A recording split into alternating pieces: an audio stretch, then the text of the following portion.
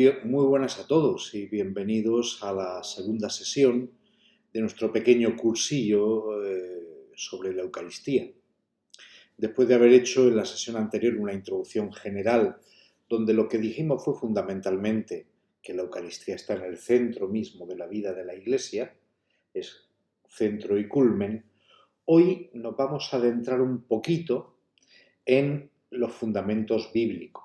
Vamos a explorar la Sagrada Escritura, Antiguo Testamento y Nuevo Testamento, para descubrir cómo la Biblia nos revela el significado profundo de este sacramento que está en el centro de la vida de la Iglesia. Y es que la Eucaristía no surge de la nada, es el cumplimiento de una larga historia de salvación que culmina en la última cena de Jesús con sus discípulos. A través de esta sesión vamos a comprender cómo las promesas de Dios en la Sagrada Escritura encuentran su plenitud en la Eucaristía. Comenzamos hablando de la Eucaristía en el Antiguo Testamento, y es que para entender la Eucaristía hemos de mirar al Antiguo Testamento, donde Dios ha comenzado a revelar su plan de salvación y donde Dios, por medio de la alianza, la elección, las promesas, va anticipando lo que será una plenitud en Cristo. También en el caso de la Eucaristía, para entender bien lo que significa este don, este sacramento, tenemos que acudir al Antiguo Testamento y allí lo vamos a encontrar prefigurado. Por ejemplo, y era la imagen que encabezaba esta sesión, tenemos en el capítulo 16 del libro del Éxodo la imagen del maná, el episodio del maná, cuando Israel está en el tránsito por el desierto, en el éxodo hacia la tierra prometida. Hay un momento en que se rebelan contra Dios porque tienen hambre y porque tienen sed. Dios hará brotar de la roca el agua y hará brotar también el maná y las codornices para que puedan comer. Dios alimenta a los israelitas con el maná, un pan que descendía del cielo mientras van atravesando el desierto hacia la tierra prometida. Y aquí la Iglesia ve una figura de la Eucaristía, que es el verdadero pan del cielo que alimenta nuestra alma y nuestra vida. Jesús dice en el Evangelio, mi Padre no fue Moisés el que os dio el pan del cielo, es mi Padre el que os da el verdadero pan del cielo. Jesús es el verdadero maná con el cual nos alimentamos mientras caminamos en este mundo. Pero si hay un episodio importante en el que nos tenemos que detener un poco, sería el de la Pascua judía. Estamos en el capítulo 12 del Éxodo. Dios ordena a su pueblo que realice un rito, una celebración, que sacrifique un cordero sin mancha y que coma su carne como señal de liberación de la esclavitud de Egipto. En esa cena está presente el pan ácimo, porque Dios nos va a sacar de la esclavitud de Egipto y no da tiempo a hacer un pan fermentado, tiene que ser un pan ácimo, y está el vino. Mientras el pueblo de Israel realiza este ritual, este rito de la Pascua judía por primera vez, se realiza la última de las plagas de Egipto, la muerte de los primogénitos. Por la sangre del cordero, untada en el dintel y en las jambas de las puertas, los israelitas son liberados de ese exterminio de los primogénitos que afecta al pueblo de Egipto y que supone que dejen salir finalmente al pueblo de Israel. Por tanto, de alguna manera, esa Pascua judía es la forma ritual de vivir el paso del Señor que nos saca de la esclavitud a la libertad, digamos, de la muerte a la vida. Ese acontecimiento va a ser el acontecimiento más importante de todo el Antiguo Testamento para el pueblo de Israel, de tal forma que en lo sucesivo lo celebrarán anualmente. Y el mismo Jesús celebra la Pascua con sus discípulos en la última cena. Por tanto, digamos que la Pascua judía se convierte en un anticipo, en una prefiguración del verdadero Cordero que da su vida por nosotros.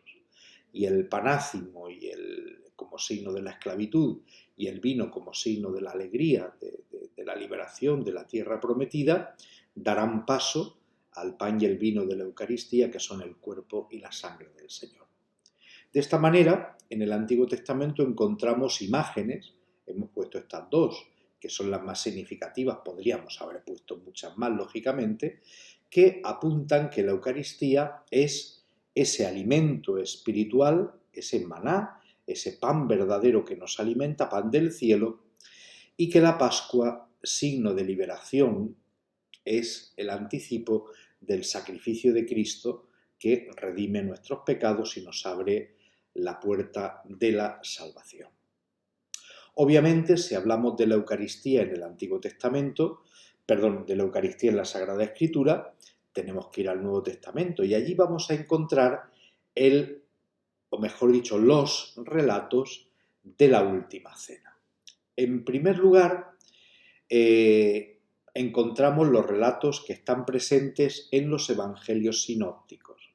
Ya sabemos que los evangelios sinópticos son Mateo, Marcos y Lucas. En ellos encontramos 3 relatos de la Última Cena. Jesús, un poco antes de padecer, quiere comer esa última cena, quiere celebrar la Pascua con sus discípulos. Y una vez que se reúnen, una vez que comienzan ese rito, que era un rito propio del pueblo de Israel, como hemos visto, Jesús toma el pan, lo bendice, lo parte y lo da a sus discípulos, pero en vez de decir este pan es el que nos recuerda que estuvimos esclavos en Egipto, ahora lo que dice es tomad, comed, esto es mi cuerpo. Y luego toma el cáliz, da gracias, y en vez de decir este es el cáliz que hace presente la alegría de que el Señor nos liberó y nos llegó a la tierra prometida, hizo una alianza con nosotros, dice ahora este cáliz es mi sangre. Es sangre de la alianza derramada por vosotros y por muchos para el perdón de los pecados. De tal manera que la última cena se convierte para los discípulos en una clave de interpretación de lo que van a vivir. Muy poco tiempo después, muy pocas horas después, van a contemplar a Jesús en la cruz. Y gracias a lo que han celebrado en la última cena, van a entender que esa muerte no es una muerte injusta más, una de tantas que se han producido a lo largo de la historia, sino que es una entrega. Es mi cuerpo que se entrega por vosotros, es mi sangre que es derramada para el perdón de los pecados. De tal manera que cuando Jesús dice en la última cena, haced esto como memorial mío, en memoria mía, las celebraciones sucesivas de la Eucaristía que van a estar presentes en la Iglesia desde el primer momento, son una verdadera actualización del misterio pascual de Cristo, es decir, de su muerte y de su resurrección. No es solamente una comida, es la entrega del sacrificio de Cristo en la cruz. Él se nos da como alimento espiritual, estableciendo una nueva alianza entre Dios y la humanidad. Cada vez que comemos de este pan, dirá luego San Pablo, y bebemos de este cáliz, anunciamos la muerte del Señor hasta que vuelva. Es importante de estos relatos de la última cena quedarnos con los verbos. Jesús hace 4 cosas en la última cena. Toma el pan, o toma la copa, toma el cáliz, lo bendice, parte el pan y lo da a sus discípulos. Tomar, dar gracias o bendecir, partir y dar.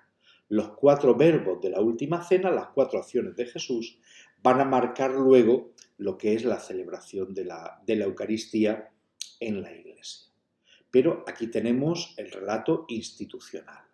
Jesús, para estar siempre con nosotros, hasta que Él vuelva, se ha querido quedar por medio de este sacramento, donde el pan y el vino no solamente significan, sino que son su cuerpo entregado y su sangre derramada. Por tanto, cada vez que celebramos la Eucaristía, estamos celebrando la muerte y la resurrección de Jesús. Eso sí, con los gestos y las palabras de la última cena. En el Nuevo Testamento hay 4 relatos de la Última Cena, los 3 de Mateo, Marcos y Lucas, y el que San Pablo nos ofrece en 1 Corintios capítulo 11, versículos 23 y 26. En este relato es paralelo a los de los sinópticos. San Pablo quiere centrar para aquella comunidad, que era la comunidad de Corinto, una comunidad donde los cristianos no habían sido previamente judíos, como en las comunidades cristianas más antiguas, sino que San Pablo ha evangelizado en aquella ciudad, que era una ciudad pagana, y se forma una comunidad pues, muy potente a nivel de carismas, a nivel de ministerios, etcétera, pero también un poquito problemática. De tal manera que, como las primeras comunidades cristianas celebraban la Eucaristía en el contexto de una cena, exactamente igual que Jesús había hecho en la última cena, San Pablo se da cuenta de que aquellos cristianos no son capaces de celebrar una cena y dentro de la cena el rito de la Eucaristía. Los paganos no saben hacer eso. Entonces San Pablo dice, mira, olvidad la cena y centraos en lo que yo he recibido y a mi vez os he transmitido, que el Señor Jesús en la noche antes de padecer, etc. Y ahí viene este relato de la última cena, que es anterior al de los evangelios. Relata las palabras de Jesús en la última cena y subraya esa importancia de celebrar este sacramento en memoria suya. Es aquí donde encontramos esas palabras. Cada vez que coméis este pan y bebéis este cáliz, proclamáis la muerte del Señor hasta que Él venga, dándonos así el sentido que tiene esta celebración para la primitiva comunidad cristiana. La Eucaristía no era solamente un acto de recuerdo, sino un encuentro real con Cristo resucitado, el centro de su vida de fe, como lo es para nosotros hoy. Y quedaría hablar de San Juan. San Juan no nos relata la institución de la Eucaristía, porque ya lo habían hecho los otros evangelios y San Pablo. De tal manera que San Juan nos ofrece 2 cosas, sin embargo, muy valiosas. En primer lugar, en el capítulo 13 de su evangelio, nos ofrece el relato del lavatorio de los pies, el tema del servicio, de la humildad, donde Jesús lava los pies a Pedro y a los demás apóstoles y les dice, lo que he hecho yo con vosotros, que soy el maestro, hacedlo también vosotros.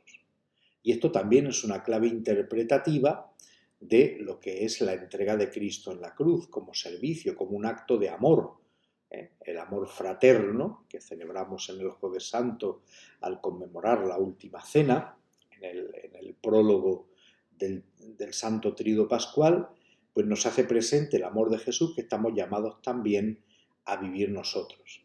Pero aparte de ese relato del lavatorio de los pies, que está en el relato de la última cena de Juan, tenemos el capítulo 6. El capítulo 6, después del milagro de la multiplicación de los panes y los peces, es un largo discurso de Jesús que conocemos como el discurso del pan de vida. Es ahí donde el evangelista Juan nos ofrece toda la riqueza de la Eucaristía, sin habernos ofrecido o sin ofrecernos en su momento, como digo, el relato de la institución, pero sí nos está ofreciendo el sentido más profundo, cuando Jesús dice, yo soy el pan vivo bajado del cielo, el que come de este pan vivirá para siempre.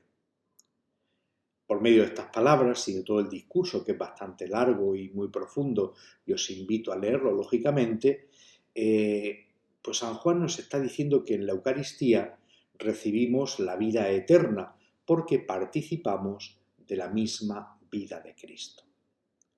Bien, pues llegaríamos al final de esta sesión y me permitís una pequeña conclusión. Hoy lo que hemos planteado brevemente con algunos textos, los más importantes, pero no los únicos obviamente, es cómo la Eucaristía está profundamente enraizada en la historia de la salvación que Dios hace con su pueblo en el Antiguo Testamento y que culmina con Jesús y con su misterio pascual, con su muerte y resurrección en el Nuevo, y llega a nosotros por medio de la Iglesia. Desde el maná en el desierto hasta la última cena, la Sagrada Escritura nos revela que este sacramento es el cumplimiento de las promesas de Dios. En las próximas sesiones vamos a ir profundizando en otros aspectos de este misterio. Por ejemplo, en la próxima hablaremos de la Eucaristía como sacramento.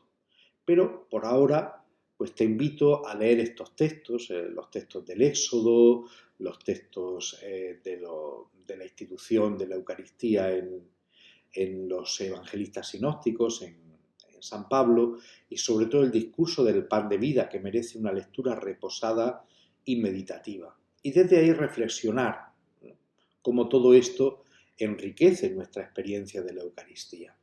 Deberíamos preguntarnos hoy qué significa para nosotros comer el pan vivo que baja del cielo. Pues un saludo a todos y nos vemos en la próxima sesión.